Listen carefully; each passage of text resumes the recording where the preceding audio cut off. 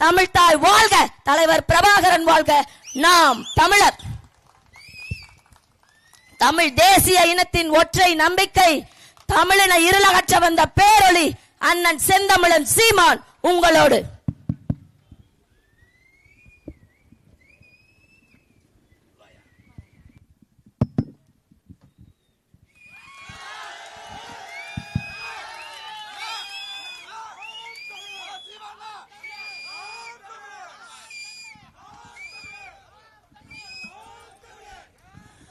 எங்களின் உயிரோடும் உணர்வோடும் கலந்து வாழுகின்ற அன்பு சொந்தங்கள் அனைவருக்கும் வணக்கம்.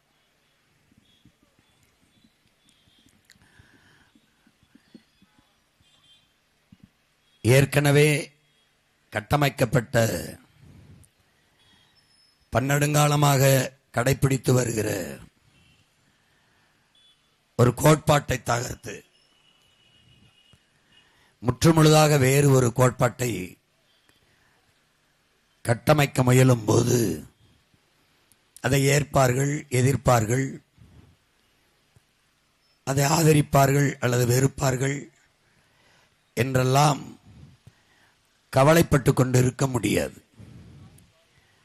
அப்படி இருந்திருந்தால் உலகெங்கிலும் இத்தனை மாறுதல்கள் பிறந்திருக்காது, வந்திருக்காது. இந்த உலகிலே பெரும்பாலானோர் உலகம் போற போக்கிலே தான் போக நினைக்கிறார்கள். ஆனால் யாராவது ஒருவன் தான் இந்த உலகத்தை தன் போக்கிலே திருப்ப நினைக்கிறான். அவன் தொடக்கத்தில் ஏசப்படுகிறான், பேசப்படுகிறான், விமர்சிக்கப்படுகிறான், தூற்றப்படுகிறான், எள்ளி நகையாடப்படுகிறான். ஆனாலும் பாருங்கள், இந்த உலகம் பெற்றிருக்கிற இத்தனை மாறுதல்களுக்கும் காரணம் உலகத்தை தன்போக்கிலே திருப்ப நினைத்தவன் தான் என்கிறார் அறிஞர் பெர்னாட் ஷா. நம்முடைய தமிழ் அறிவியலின் பெருமைமிகு அடையாளமாக இருக்கிற ஐயா அப்துல் கலாம் அவர்கள், நீ ஒவ்வொரு நாளையும் உனதாக்கு, எவரையும் சம உணர்வுடன் சந்தி, நீ பட்டறை கல்லானால் அடி தாங்கு, ஆனா நீயே சம்மட்டியானால் ஓங்கி அடி என்கிறார். பன்னெடுங்காலமாக பட்டறை கல்லாக இருந்த அடிதாங்கிய இனத்தின் பிள்ளைகள் இப்போது சம்மட்டியாக மாறி ஓங்கி அடிக்க தொடங்கி இருக்கிறோம். என் அன்பு பெற்றோர்களே, என் அருமை உடன் பிறந்தார்களே, உலகெங்கிலும் பல்வேறு மாறுதல்களை உருவாக்கிய எல்லோரும், மாபெரும் புரட்சியை ஏற்படுத்திய எல்லோரும் சாதாரண மக்களில் இருந்து வந்தவர்கள் தான். இந்த மண்ணிலே கூட அடிமைப்பட்டு கிடந்த இந்த நாட்டின் விடுதலைக்கு அகிம்சை முறையில் போராட்டத்தை முன்னெடுத்த அண்ணல் காந்தி, பன்னெடுங்காலமாக தாழ்த்தி வீழ்த்தி வைக்கப்பட்ட மானுட சமூகத்தை, ஒடுக்கப்பட்ட, தாழ்த்தப்பட்ட, பிற்படுத்தப்பட்ட மக்களை உரிமை பெற வைத்து உயர்ந்த நிலையில் தூக்கி நிறுத்தியவன் அறிவாசான் அண்ணல் அம்பேத்கர். அதுவும் மகத்தான ஒரு புரட்சி. இப்படி வரலாற்றின் வழிநெடுகிலும் ஒவ்வொருவனும் மனச்சான்று வழிநடத்தியபடி வழிநடந்து மாபெரும் மாறுதல்களை மண்ணெங்கும் நிகழ்த்தி இருக்கிறார்கள். கிப விடுதலை புரட்சியாளன் பிடல் காஸ்ட்ரோ, தடம் பார்த்து நடப்பவன் மனிதன், தடம் பதித்து நடப்பவன் மாமனிதன் என்றால், அதுபோலதான் மார்க்ஸ், ஒருவன் தனக்காகவும் தன் குடும்பத்திற்காகவும் உழைக்க தொடங்குகிற போது அவன் மனிதனாகிறான். தானும் தன் குடும்பமும் வாழ்வது போல தான் பிறந்த சமூகமும் வாழ வேண்டும் என்று ஒருவன் உழைக்க தொடங்கினால் அவன் மாமனிதனாகிறான் என்கிறான். அப்படித்தான் உங்கள் பிள்ளைகள், நாங்கள் மட்டும் வாழ்ந்தால் போதாது, என் இனமும் என் சமூகமும் வாழ வேண்டும் என்று உழைக்க தொடங்கினோம். ஆனால் இன்று நாங்களும் வாழவில்லை, எங்கள் சமூகமும் வாழவில்லை. எது ஒன்றும் எங்களுக்கு இல்லாத ஒரு நிற்கதி நிலையில் நின்று கொண்டிருக்கிற ஒரு அடிமை இனத்தின் மக்களாக நாங்கள் நிற்கிறோம். எங்களுக்கு என்ன இல்லை? நிலம் இருக்கிறது, வளம் இருக்கிறது, அளப்பெரிய அறிவு ஆற்றல் இருக்கிறது, மனித உடல் வலு இருக்கிறது, உழைக்கும் ஆற்றல் இருக்கிறது. எல்லாம் இருந்தும் மீள எழ முடியாத வறுமை இருக்கிறது. காரணம் என்ன?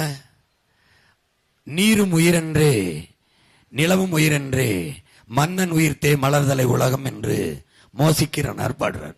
நீர் உயிர்தான், நெல்லும் உயிர்தான், மிக முதன்மையான ஒன்றுதான்.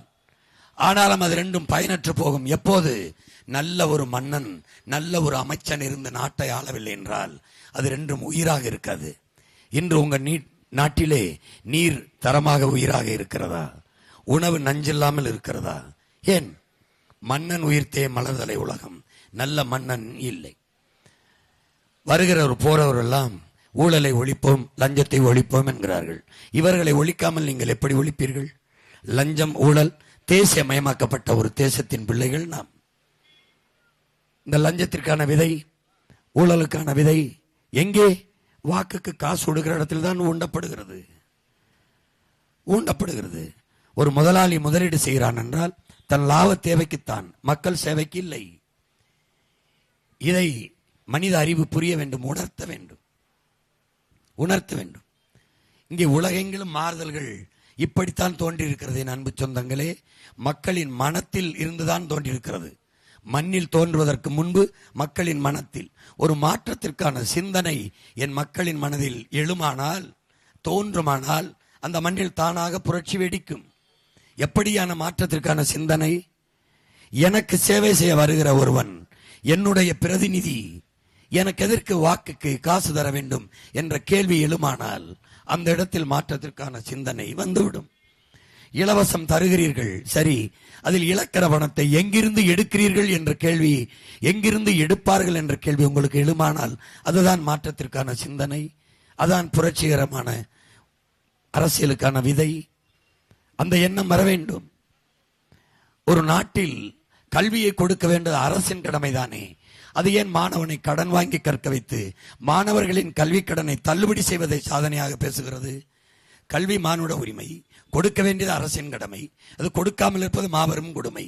கல்வியை தன் நாட்டு குடிகளுக்கு கொடுக்க வேண்டியது அரசின் கடன். அதை எப்படி மாணவனுக்கு கடனாச்சு? ஒரு நாட்டின் குடிகளை ஆகச் சிறந்த செல்வம், அறிவு செல்வம், அந்த செல்வத்தை கொடுத்து ஒரு அறிவு சமூகமாக தன் நாட்டு குடிகளை படைக்க வேண்டியது அந்த நாட்டை ஆளுகிற அரசனுடைய கடமை, அமைச்சனுடைய கடமை. அது எப்படி கல்வி கடனாகும்? கல்வி கடனாக பல ஆயிரம் கோடியை தள்ளுபடி செய்கிற நீங்கள், ஒவ்வொரு ஆண்டுக்கும் ஒவ்வொரு தேர்தலுக்கும் தள்ளுபடி செய்கிற நீங்கள், அந்த கடனில் இழக்கிற தொகைக்கு கல்வியின் தரத்தை உயர்த்திவிட்டால் என் பிள்ளை எதற்காக கடன் வாங்கி கல்வி கற்கிறான்? ஏன்? இந்த கேள்வியை என் பெற்றோர்கள், என் உடன் பிறந்தார்கள் உங்களுக்குள் எழுப்புவீர்களானால் அதுதான் மாற்றத்திற்கான சிந்தனை, மகத்தான அரசியல் புரட்சிக்கான விதை. இவ்வளவுதான். அறிவை வளர்க்கும் கல்வியும், உயிரை காப்பாற்றும் மருத்துவமும், உலக உயிர்களின் உயிர் தேவையும் இருக்கிற தண்ணீர், இது மூன்றும் உயர்ந்த சந்தை பண்டம். இதை வித்தால் நிறைய லாபம் கிடைக்கிறது. அதிக லாபம் ஈட்டும் தொழிலாக அடிப்படை கல்வி, உயிர்காக்கும் மருத்துவம், உலக உயிர்களின் உயிர்ப்பாலாக இருக்கிற நீர், இது மூன்றும் சந்தையாயிட்டால் அது நாடென்று அவன் சொல்வது, அது சுடுகாடு. இதை எப்படி விற்கலாம் என்ற கேள்வி நீங்கள் எழுப்பினீர்கள் என்றால், கல்வியை, மருத்துவத்தை, குடிநீரை கொடுக்க வேண்டியது ஒரு அரசின் அடிப்படை கடமை, முதன்மையான கடமை. அதையே முதலாளிகளிடம் கொடுத்துவிட்டு உனக்கு என்ன வேலை? அரசின் வேலை என்ன? எல்லாவற்றையும் தனியாருக்கு கொடுத்த என் அரசு டாஸ்மார்க்கை மட்டும் அதுவே நடத்தது. சாராயத்தை அரசு விற்குது, குடிப்பகத்தை அரசு வைத்திருக்கிறது, படிப்பகத்தை தனியார் முதலாளிகளிடம் கொடுத்து விடுகிறது. இது எப்படிப்பட்ட அரசு என்ற எண்ணம் உங்களுக்கு எழுமானால் அதுதான் மாற்றத்திற்கான சிந்தனை, அதுதான் புரட்சிக்கான விதை, அதுதான் புரட்சிக்கான விதை. சாராய கடையை திறந்து வைத்துவிட்டு கணக்கில்லாத போதையை பள்ளி, கல்லூரி, வழிபாட்டு தலங்களில் கிடைக்க வாய்ப்பை ஏற்படுத்திவிட்டு பெண்களுக்கான பாதுகாப்பு என்று பேசுவது எவ்வளவு பைத்தியகாரத்தனம்! சட்டம் இருக்கிறது, ஒழுங்கு எப்படி இருக்கும்? 100 விழுக்காடு குற்றத்திலே 99 விழுக்காடு நிறைந்த போதையிலே நிகழ்த்தப்படுகிறது என்பதை நீங்கள் அறிய வேண்டும். ஒரு நல்ல ஆட்சி, ஒரு நல்ல அரசு, மக்களின் நலன் சார்ந்த அரசு, தன் குடிகளை மீது பற்று கொண்ட அரசு, காதல் கொண்ட அரசு, தன் குடிகளை குடிக்க வைத்து உழைக்கும் திறனற்ற, சிந்திக்கிற திறனற்ற, உடல் வலுவற்ற குடிகளாக மாற்றி குடி நோயாளிகளாக ஒரு மயக்க நிலையிலே வைத்து அவர்களிடமிருந்து பணத்தை பறித்து 50,000 கோடிக்கு பறித்து அதை வைத்து ஆட்சி செய்கிறோம் என்றால் எப்படி? நஞ்சை கொடுத்து விட்டு நல்ல உடையை கொடுப்பது எப்படி? உண்வதற்கு நஞ்சை கொடுத்து விட்டு உடுத்திக்கொள்ள நல்ல ஆடையை கொடுத்து பயனயன் பெற்றவர்களே என்ன எப்படி?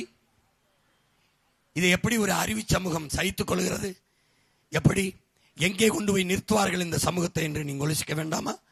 2 வயசு பிஞ்சு குழந்தையை வன்புணர்வு செய்து கொலை செய்ய ஒரு மகனுக்கு எண்ணம் வருது, ஒரு ஆண் மகனுக்கு துணி வருது, சிந்தனை வருது என்றால் இந்த சமூகம் எவ்வளவு கேடுகட்டு போகிறது?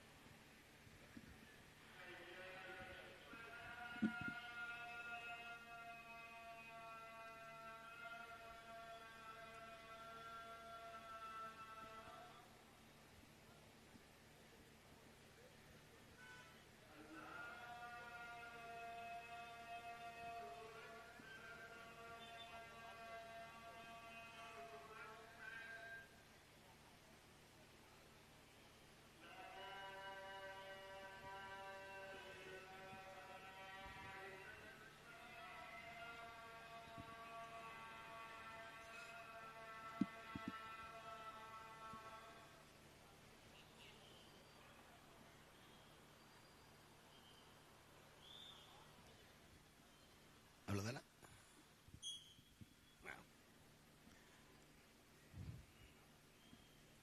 எனவே என் அன்பு சொந்தங்கள், இந்த தேர்தலை இதுவரை நடந்த வழக்கமான தேர்தல் போல நீங்கள் கடந்து நடந்து செல்லக்கூடாது. உங்கள் அன்பு பிள்ளைகள் எடுத்து வைக்கிற இந்த தேர்தல் களத்தில் எடுத்து வைக்கிற கருத்துக்களை கொஞ்சம் கவனியுங்கள். மற்ற கட்சிகள், மற்ற தலைவர்கள் எடுத்து வைக்கிற கருத்துக்களையும் கேளுங்கள்.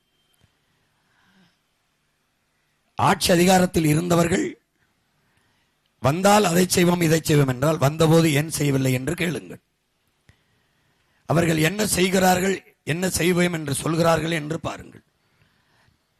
என் மொழி, என் இனம், என் நிலம், என் வளம், என் காடு, என் மக்களின் நலன் என்று யாராவது பேசுகிறார்களா என்று பாருங்கள். என் பிள்ளைகளின் கல்வி, என் மக்களின் மருத்துவம், என் மக்களுக்கான குடிநீர், என் மக்களுக்கான கல்வி, அதற்கேற்ற வேலை வாய்ப்பு என்று யாராவது பேசுகிறார்களா என்று பாருங்கள். தமிழ்நாடு தேர்வாணையத்தில் தேர்வு எழுதி வேலைக்காக காத்திருக்கிற இளைஞர்களின் எண்ணிக்கை மட்டுமே அன்பு பெற்றவர்களே, அருமை உடன் பிறந்தார்களே, 70 லட்சம் பேர். 3500 வாய்ப்பு தான் இருக்கிறது வேலைக்கு. 50 லட்சம் இளைஞர்கள் போட்டித் தேர்வு எழுதுகிறார்கள். அப்படி என்றால் எது ஒன்று இங்கே சரியாக இருக்கிறது என்று பாருங்கள். எது? தரமான போக்குவரத்து, தடையற்ற மின்சாரம், குடிக்க நீர், படிக்க கல்வி, பார்க்க மருத்துவம், படித்தால் வேலை, உண்ண உணவு, சுவாசிக்க காற்று, எது ஒன்று உங்களுக்கு இருக்கு? எது இருக்கிறது? எது இருக்கிறது? 5 ஆண்டு காலத்தில் எப்படிப்பட்ட மாறுதலை இந்த நாட்டில் உருவாக்கி இருக்க முடியும்? 10 ஆண்டுகளில் வெள்ளையர்கள் அடிமைப்படுத்தி ஆண்டபோது தீண்டப்படாத நகரம் என்றிருந்த சிங்கப்பூரும் மலேசியாவும் இன்று ஜாய்ஃபுல் சிங்கப்பூர், கலர்ஃபுல் மலேசியா என்று உலகத்தின் தரத்திற்கு அந்த நாடை உயர்த்தி உலக கல்வி தரத்தில் 3வது இடத்தில் ஒரு குட்டி மாவட்ட அளவிற்கு இருக்கிற ஒரு நாடு சிங்கப்பூர் இருக்கிறது என்றால் அங்கு ஒரு கனவை சுமந்த ஒரு தலைவன் வந்தான். லீ குவான் யூ என்ற பெருநாயகன் வந்தான். அவன் தன் பெருங்கனவை 10 ஆண்டுகளில் நிறைவேற்றி காட்டினான். 60 ஆண்டுகளாக ஆண்ட இவர்கள் நம்ம எந்த நிலையில் நிறுத்தியிருக்கார்கள் என்று என் அருமை சொந்தங்கள் எண்ணி பார்க்க வேண்டாமா? யோசித்து பார்க்க வேண்டாமா? ஒரு நலத்திட்டம் பெருமையோடு சொல்லிக்கொள்ள ஒன்று எது இருக்கிறது என்று சொல்லுங்கள். எது இருக்கிறது? இருக்கிற பேருந்து நிலையத்தில் ஓடுவதற்கு தரமான பேருந்து இருக்காது. ஆனால் 100 ஏக்கர் 200 ஏக்கரில் 500 கோடிக்கு பேருந்து. இருக்கிற விண்ணூர்தி நிலையத்தில் பறக்க விண்ணூர்தி இருக்காது. ஓட்டுபவன் தனியார் முதலாளி. 5000 ஏக்கரில் துறைமுகம், ஏர்போர்ட்டு, விண்ணூர்தி நிலையம். இருக்கிற துறைமுகத்தில் சரக்கு கப்பல் ஏறவோ இறங்கவோ தடை இல்லை. 60 விழுக்காடு 40 விழுக்காடு தான் அங்கேயே வேலை நடக்கிறது. ஆனால் 6111 ஏக்கரில் தனியார் முதலாளி விண் துறைமுகம் கட்டுவார். எது இது? இதெல்லாம் எந்த மாதிரியான போக்கு? சுமாலிஸ் பியூட்டிஃபுல்ங்கிறான் EF சுமாசர். சிறியதே அழகுங்கிறான். இருக்கிறதுல நிறைவு கொள்ளுங்கிறான். இருக்கிற பேருந்தில் என்ன பிரச்சனை? இப்ப கோவை விண்ணூர்தி நிலையத்தில் எனக்கு என்ன பிரச்சனை? என்ன பிரச்சனை? சென்னை துறைமுக விண்ணூர்தி நிலையத்தில் என்ன பிரச்சனை? பறக்கதான் விண்ணூர்தி இல்லை. அப்புறம் எதுக்கு 5000 ஏக்கர்ல ஏர்போர்ட் கட்ட போற? எது கட்ட போற? 50 ஆண்டுகள் கழிச்சு பயணிக்கிற மக்களின் வசதிக்கு, 50 ஆண்டு கழிச்சு சுவாசிக்க காத்தும், குடிக்க நீரும், படிக்க கல்வி, பார்க்க வேலை, நஞ்சில்லாத உணவும் இருக்குமா? நீ யோசிக்கல? இங்க இருக்கிற வாழுகிற மனிதன் வாழ்வதற்கு ஒரே ஒரு பூமி தான் இருக்கு. உலகத்தில் எல்லா பயலுக்கும் தெரியும். எந்த கோள்களையும் உயிரினன் வாழ வாய்ப்பு இல்லை. இங்கதான் நீரும் காற்றும் இருக்கு. இதை விட்டு ஒவ்வொரு தடவையும் பல ஆயிரம் கோடியை செலவழிச்சு சந்திர மண்டலத்துக்கு போறேன், விண்கலத்துல போய் விண்கலத்தை பாக்குறேன், சந்திர மண்டலத்துக்கு சந்திராயன் அனுப்புறேன். என்ன பண்றாங்க? போய் இருக்கிற பூமியில நீரையும் காற்றையும் காப்பாற்றி வைக்க துப்பு இல்லை உனக்கு. உறிஞ்சி வித்துட்ட, காற்றை புறா நஞ்சாக்கி கந்தக தூசி ஆக்கிட்ட, நச்ச ஆலைகளை நிறுவி என் தாயின் நெஞ்செல்லாம் காயமாக்கிட்ட, மலையை என் தாயின் மார்வறுத்து வித்து தின்னுட்ட, ஆத்து மணலை போல அள்ளி காசாக்கி நாசமாக்கிட்ட. என்ன இருக்கு? மீத்தேனு, ஈத்தேனு, ஹைட்ரோ கார்பன், இளவு வெங்காயம்னு என் தாயின் ஈரக்குலை இருதயத்தை, சிறுநீரத்தை அறுத்து நாசம் பண்ணிட்ட.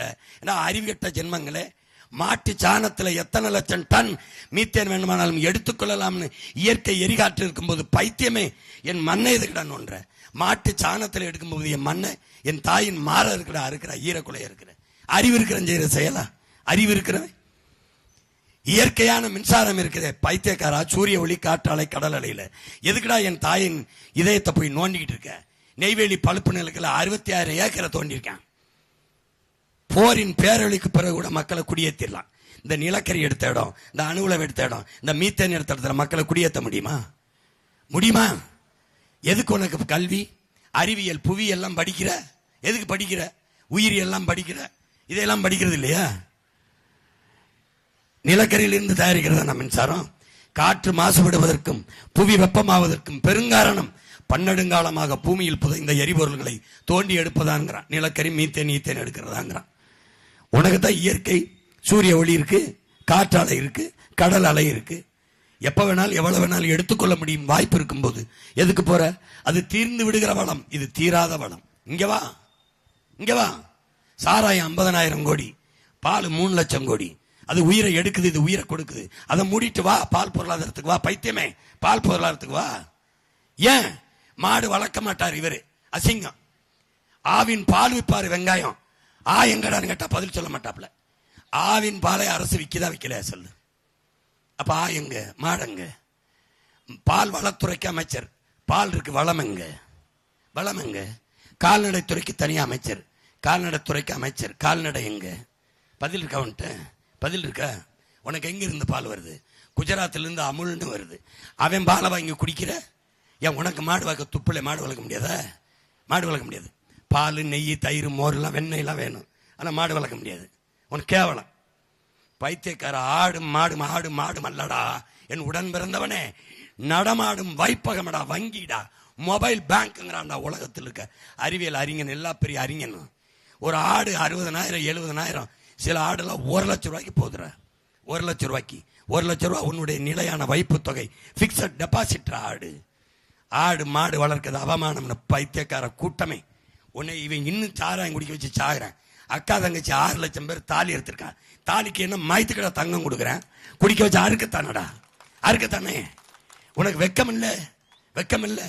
அக்கா தங்கச்சி தாலி எடுத்து வித்த காசை கொண்டு உனக்கு இலவசம் தரான் வாங்கிட்டு திரியே திரியே. பைத்தியமே. நீ முதலமைச்சரா தேர்வு பண்ற, தாலி இருக்கிற கூட்டத்தை போய் தலைவனாக்கி மேல உட்கார வச்சிருக்க. உனக்கு வெக்கம் இல்ல? ஏய், நீ யோசிச்சு பாரு. உலகத்துல எந்த நாட்டில் கல் இல்ல? எந்த நாட்டில் கல் இல்ல? இந்தியாவில் எந்த மாநிலத்தில் கல் இல்ல? ஏன்டா ஓ மாநிலத்தை மட்டும் தடை இருக்கு? இந்த கேள்வி எழுந்துருச்சுன்னா நீ எனக்கு ஓட்டு கூட போனோம்னா நீ பொழைச்சிக்கிடுவேன். இந்த கேள்வி எழுத அவனுக்கு. ஏன் ஓ மாநிலத்தில் மட்டும்? ஆந்திரா, கேரளா, கர்நாடகா, புதுச்சேரி, பீகார், குஜராத், ராஜஸ்தான், மகாராஷ்டிரா எல்லா மாநிலத்திலும் கல் இருக்கும்போது ஓ மாநிலத்தில் மட்டும் கல் எப்படி மதுவாச்சு? ஏன் அதற்கு தடை? ஏன் நீங்க கேட்கல? எங்க அப்பா நல்லுசாமி கத்திக்கிட்டே இருக்கானடா. கல்லு உணவின் ஒரு பகுதிதான், கல்லு மது அல்ல. அரசியல் அமைப்பு சட்டமே தான்டா சொல்லுது. அது எப்படா மதுவாச்சு? ஏன் ஓ மண்ணில் மட்டும்? கல்லு இருந்தா விவசாயி பொழைப்பான். பனை தென்ன உயிரோட இருக்கும். பனை இருந்ததுன்னா நிலத்தடி நீர் மேலோங்கி உயிர் போட இருக்கும். 1000 அடிக்கு கீழே போய் நீர் எடுத்து இப்படி வச்சுக்கிறோம். பனை நிலத்தடி நீரை வற்ற விடாது. நீர் வளமா இருக்கும். பனையை ஒழிக்கணும். ஒரு மரம், இயற்கையில் ஒரு உயிரினம் 840 பயன்பாட்டை மனித உயிருக்கு தருதென்றால் அது ஒரே ஒன்று, பனை மட்டும்தான். பனை மட்டும்தான். 10 பனை மரம் கிணத்தை சுற்றி இருந்தால் தண்ணீரை வத்த விடாதுன்னு அப்பா நம்மாழ்வார் சொல்றாங்க. அவ்வளவு அருமையான ஒரு உயிர். அது மரம் இல்லை, பயிர்ன்னு தான் சொல்லுது. அது ஒரு புல்.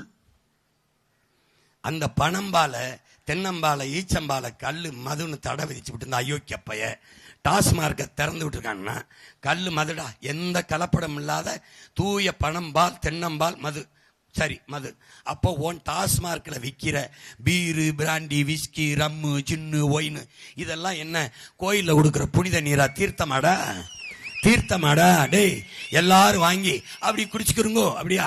போதையின் பாதையில் செல்லாதீர்கள், உங்கள் அப்பா சொல்லுகிறேன். எந்த அப்பன்டா டாஸ்மார்க் கரை திறந்து வச்சுட்டு ஒத்துக்கிட்டு இருப்பான்? எந்த அப்ப?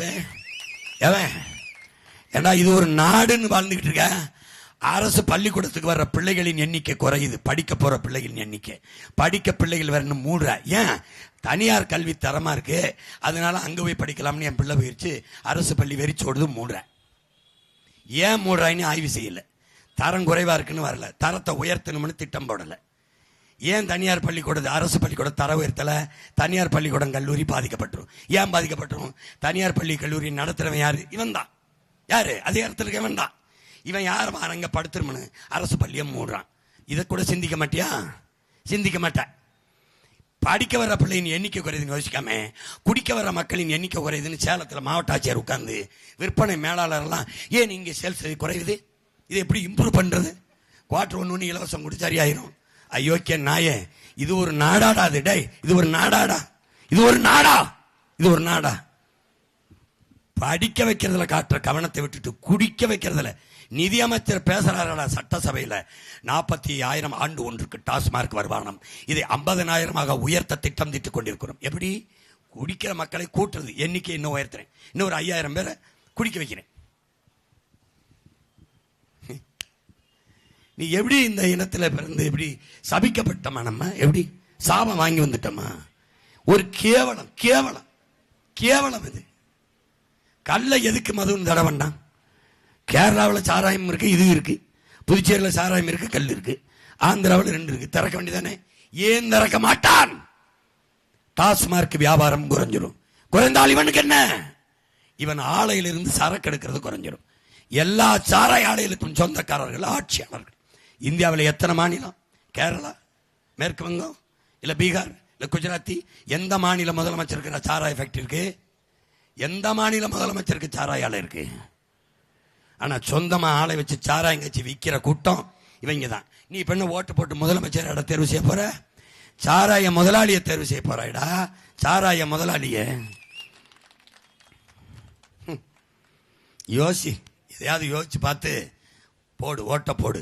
எனக்கு போடு, என் தங்கச்சிக்கு போனா நான் சொல்லல, சரி எதுன்னு பார்த்து போடு. அறிவை கொஞ்சம் பயன்படுது, சிந்தி, யோசி. பகுத்தறிவுனா என்ன? இவங்க சொன்ன இந்த ஈவேரா கோஷ்டி சொல்றது இல்லடா பகுத்தறிவு. எது சரி தவறு என்று ஆய்ந்து தெளிந்து முடிவெடுக்கிற திறன், அதான்டா பகுத்தறிவு. அதான் பகுத்தறிவு. சிந்திக்க வேண்டும்ரா. சிந்தித்தா சந்தேகம் வரும். சந்தேகம் வந்தா ஏன், எதற்கு, எப்படி என்ற கேள்வி வரும். அந்த கேள்வி தாண்டா அறிவு. அப்ப உனக்கு ஒரு கேள்வி இருப்ப, நான் கேட்டல இத்தனை கேள்வி, இதாண்டா அறிவு. இதான் அறிவு. இத கேளு, இத கேளு, உனக்குள்ள கேளு, வீட்டுல போய் கேளு, இல்ல அண்ணன் பேசுறது எல்லாம் கேளு. கேளு, எனக்கு போடணும்னு தோணுச்சுன்னா போடு, இல்லைன்னா விடு. எல்லாரும் தான் பேசுறாங்கல்ல, எல்லா தலைவர்களும். பார்த்து படிக்காம எவனாவது பேசுறான்னு அந்த கூட்டத்திலையும் தேடு. மக்களின் பிரச்சனை எவன் மனசுல இருந்து பேசுறான்னு பாரு. இவங்க ஆட்சியில இவங்க செஞ்சதை எழுதி வச்சு படிக்கிறானாடா. நாங்கள் கனகாட்சியிலே குடும்ப தலைவிக்கு 1000 கொடுத்தோம். அப்புறம் அதுல வந்துச்சா உங்களுக்கு வந்துச்சு. எப்படி 1000 ரூபாய்க்கு என்ன பண்ணீங்க? ஒரு அம்மா பேட்டி கொடுக்க வைக்கிறான், நான் 1000 ரூபாய் சேர்த்து 4 ஆடு, ஒரு ஆடு வாங்கினேன், அது இப்ப 40 ஆடு ஆயிருக்கு. ஐயோ என்ன பத்தா அம்மா. இங்க பாரு, ஐயா அம்மா ஜெயலலிதா இருக்கும்போது வீட்டுக்கு ஒரு ஆடு, வீட்டுக்கு ஒரு மாடு. இவங்க வரும்போது வீட்டுக்கு ஒரு ஆடு, மாடு, நாட்டுக்கோழி. ஏன்னு கேளு, கொடுக்குறாங்களா இல்லையா? வீட்டுக்கு ஒரு மாடு, ஆடு கொடுத்தாங்களா இல்லையா? கொடுத்தாங்களா இல்லையா? ஏன்னு கேளு ஏன்னு. ஏன்னா ஆடு மாடு நாட்டுக்கோழி வீட்டில் வளர்த்தா வீட்டின் வறுமை போயிடும். அட பைத்தியமே, ஆடு மாடு கோழி வளர்த்தா வீட்டு வறுமை போகும்னா அதை நாட்டில் நான் வளர்த்தா நாட்டு வறுமை போகுமாடா பைத்தியக்காரா. அதனால நான் சொல்றேன், அவனை வீட்டில் மேய்க்க சொல்றேன், நான் நாட்டில் மேய்க்க சொல்றேன். இதை கவர்மெண்ட் வேலைங்கிறேன். ஏடா பைத்தியக்காரா, சாராயம் ஊத்தி கொடுக்கறவன் எம்பிஏ எம்எஸ்சி எம்எட் படிச்சுட்டு என் அண்ணன் தம்பி சாராயம் ஊத்தி கொடுக்குறான்டா. கவர்மெண்ட் வேலைன்னு வச்சிருக்கேடா. உலகத்துக்கு சாப்பாடு போடுற ஆத்தால பெண் சித்தப்பன் பெரியப்ப கவர்மெண்ட் வேலையா? விவசாயி இருக்கக்கூடாதாடா? ஆடு மாடு பாலின் சந்தை மதிப்பு கேள்றா. ஐயா மோடி பேசுறத கேள்றா. பெரிய சந்தை இருக்கு உலகத்துல பாலுக்கு. பாலை விட்டு நம் பொருளாதாரத்தில் தற்சார்பு அடையலாம்னு டைரி டேல பால் நாள்ல பேசுனது இருக்குடா பைத்தியமே. தட்டிப்பாரு. Beef export Hindustan is number 1. உலகத்திலேயே அதிக வருவாயை ஏற்றுமதி செய்து இந்தியா ஈட்டுவது மாட்டுக்கறி ஏற்றுமதி தான்டா. ட்ரெடிஷன் மீட்டுன்னு மாட்டுக்கறியை ஏற்றுமதி தான்டா. நான் ஏற்றுமதி செய்ய முடியாதாடா? பால் இருந்தா பசி இருக்காதுங்கிற அடிப்படை அறிவு இல்லையா? பால் மட்டும் இருந்தால் ஒரு நாடு பசியை சந்திக்காதுங்கிற அடிப்படை தெரியாதா அவனுக்கு? நீ ஒரு தடவை நாட்டை உன் மகன்கிட்ட கொடு, உலகத்தின் தலை சிறந்த நாடாக நான் மாற்றி படைக்கல. என்னை கேளு. நாங்க ஆளுக சின்ன ஆளுக தம்பி. கனவு ரொம்ப பெருசு. இது யார் தந்தது? என் பரம்பரை, என் முன்னோன். பல ஆயிரம் ஆண்டுகளா என் முன்னவன் தூக்கி சுமந்த கனவை ஒற்றை மகனாக என் உயிர் தலைவன் பிரபாகரன் சுமந்தான். அவன் ஒருவனுக்கு தாண்டா இந்த இனத்தில் பிறந்தவனுக்கு. ஒரு இனம் என்றைக்கு முழுமையான விடுதலை அடையும், அது என்றைக்கு தனக்கென்று ஒரு நாடு அடைகிறதோ அன்றுதான் அடையும். அந்த விடுதலையை என் தலையை கொடுத்தாவது பெறுவேன் என்ற ஒரே மகன் உன் இனத்தில் அவன் மட்டும்தான்டா. அவன் மட்டும்தான். அவனுக்கு மட்டும்தான் கனவு இருந்தது. 200 ஆண்டுகள் கழித்து என் இனம் எப்படி வாழ வேண்டும், உலகில் மற்ற மொழிவழி தேசிய இனங்களைப் போல உரிமை பெற்று பெருமையோடு உயர்ந்து சிறந்து வாழ வேண்டும் என்ற கனவு கொண்டவன் அவன் ஒரு மகன் தான்டா. அவன் அந்த காட்டுக்குள் கூட்டிக் கொண்டு வைத்து இந்த மகனுக்கு கடத்தினான்டா. இந்த கனவை கொண்டு போய் ஊரங்கும் விதை வீசி என்று உன்னிலும் இளைய என் பிள்ளைகளுக்கு கடத்திட்டான்டா. 36 லட்சம் மான மக்களுக்கு கடத்திருக்கேன். என்ன நான் என்ன முதலமைச்சர் மகனா, இல்ல பிரதமர் மகனா, இல்ல சாதி கட்சி வச்சு வந்தவனா, இல்ல மதத்தை சொல்லி வந்தவனா? செத்து போச்சுரா உன் மொழி இன உணர்வு. செத்து போன மொழி தமிழ், தமிழர் என்று கத்தி 36 லட்சம் தன்மானமிக்க தமிழ் மக்களை திரட்டி ஒரு பெரும்படையை கட்டி 3வது பெரிய கட்சி. 10 ரூபா ஓட்டு காசு கொடுக்கல, என் மக்கள் கொடுக்கறான்டா காசு. கூப்பிட்டு பச்சை பிள்ளையிலிருந்து பாட்டி வரைக்கும் ஆத்தா அப்பத்தாலாம் இந்தாயா செலவுக்கு வச்சுக்கையா தேர்தலுக்கு. மாண்புமிக்க சமூகமடா இது, மகத்தான பரம்பரைடா. இத கையேந்தி விட்டியடா நீ. அரிசிக்கு, வேட்டி சேலை, பருப்புக்கு. இந்த நிலையை மாற்றி படைக்கல நான் உன் மகன்ல. நீ எழுதி வச்சுக்க, உன்னை எது ஒன்றுக்கும் கையேந்த விட மாட்டேன். உன் வாழ்விடத்தில் அரசு பண்ணி தருவேன். பசிங்கிற சொல்லு இல்லாம ஒழிப்பேன். படித்தவன் படிக்காதவன் அனைவருக்கு அரசு வேலை கொடுப்பேன். நான் கொடுப்பேன். வார்த்தையில் சொல்ல உனக்கு புரியல, போட்டு போட்டு காட்டுவேன் எப்படி கொடுப்பேன் பாரு. இந்த பாரு, அந்த நாடு கொடுக்குது இங்க கொடுக்குறேன், இங்க பாரு இந்த நாடு கொடுக்குது இங்க கொடுக்குறேன், போட்டு காட்டுறேன் பாரு பாரு. அப்பவாவது கொஞ்சம் மாறு, பார்த்துட்டு மாறு. மறுபடியும் மறுபடியும் போகாத போகாத, போய் அவனுக்கு போடாத. இந்த தொகுதியிலே தாராபுரத்திலே போட்டியிடுகிற அன்பு தங்கை திவ்யா அவர்களுக்கு நீங்கள் விவசாய சின்னத்தில் வாக்களித்து நீங்கள் வெற்றி பெறுங்கள். தோற்று போனீர்களே, நீங்கள் வாக்கு செலுத்தினீர்கள், அவர்கள் வென்றார்கள், நீங்கள் தோற்று போனீர்கள். எது ஒன்றை நீங்கள் இந்த வாக்கு செலுத்தி பெற்றீர்கள்? எது ஒன்றை பெற்றீர்கள்? எதில் மேம்பட்டீர்கள்? எதிலே? நாள்தோறும் வீதியில் நின்று போராடி கவலையோடும் கண்ணீரோடும் கைகளில் மனுக்களோடும் நிற்கிற என் மக்களை, என் சொந்தங்களே, கொஞ்சம் மாறுங்கள். இந்த நாட்டை மாற்றுங்கள். உங்கள் மதிப்புமிக்க வாக்கை உங்கள் பிள்ளைகள் எங்களுக்கு செலுத்தி நீங்கள் வெற்றியடையுங்கள். தாராபுரத்திலே போட்டியிடுகிற அன்பு தங்கை MA BEd படித்த என் அன்பு தங்கைக்கு திவ்யாவுக்கு வேளாண் குடிமகன் விவசாய சின்னத்திலே வாக்கு செலுத்தி நீங்கள் வெற்றியடையுங்கள். புரட்சி எப்போதும் வெல்லும். நம் வெற்றி அதை சொல்லும். நம் இலக்கு ஒன்றுதான், இனத்தின் விடுதலை. இனம் ஒன்றாவோம், இலக்கை வென்றாவோம். தமிழ்தாய் வாழ்க, தலைவர் பிரபாகரன் வாழ்க. விவசாய சின்னத்திற்கு வாக்களிப்போம், வருங்கால தலைமுறைக்கு வாழ்வளிப்போம். நாம் தமிழர்.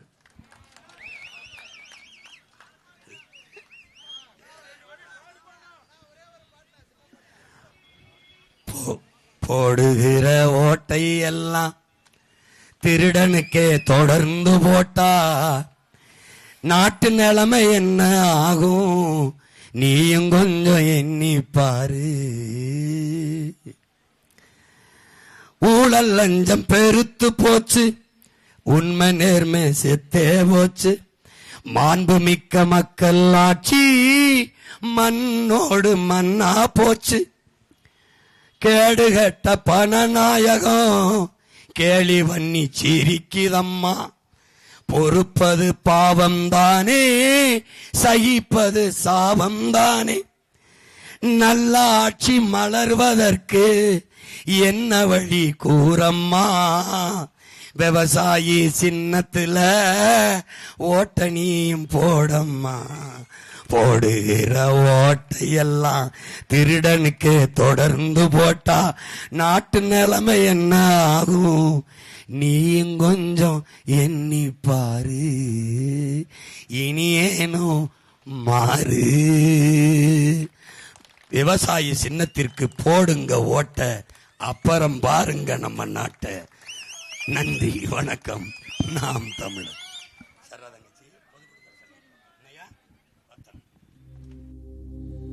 ராஜாதிராஜன் வீராதி வீரன் பண்டாரவன்னியன் வழிவந்த வேலன் சூராதி சூரன் சூரிய தேவன் எல்லா மன்னனின் உயிர்ப்பா